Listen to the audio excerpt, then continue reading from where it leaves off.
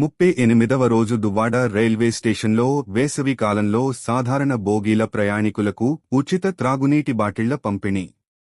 బుధవారం దువ్వాడ రైల్వే స్టేషన్లో వరుసగా 38వ రోజు కూడా ఉచిత త్రాగునీటి పంపిణీ కార్యక్రమాన్ని నిర్వహించారు.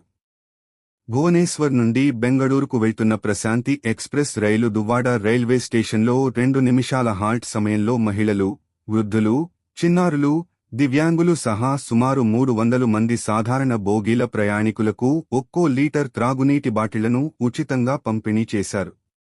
దువ్వాడ రైల్వే యూజర్స్ అసోసియేషన్ మరియు లయన్స్ క్లబ్ వాలంటీర్లు కలిసి సాధారణ బోగీలలో ప్రయాణిస్తున్న ప్రయాణికులకు 300 త్రాగునీటి బాటిళ్లను అందజేశారు. ఈ రోజు నిర్వహించిన కార్యక్రమానికి కుర్మన్నపాలెం లయన్స్ క్లబ్కు చెందిన శ్రీ వి. రమేష్ బాబు, సిఐఈఎఫ్ఎస్ విశ్రాంత ఉద్యోగులు శ్రీ హరిప్రకాష్, రమేష్, శ్రీ శ్యామ్ పీలా, మహేష్ లక్ష్మణ్ మరియు ముంబైకు చెందిన బి. కృష్ణారావు ఆర్థిక సహాయం అందించారు.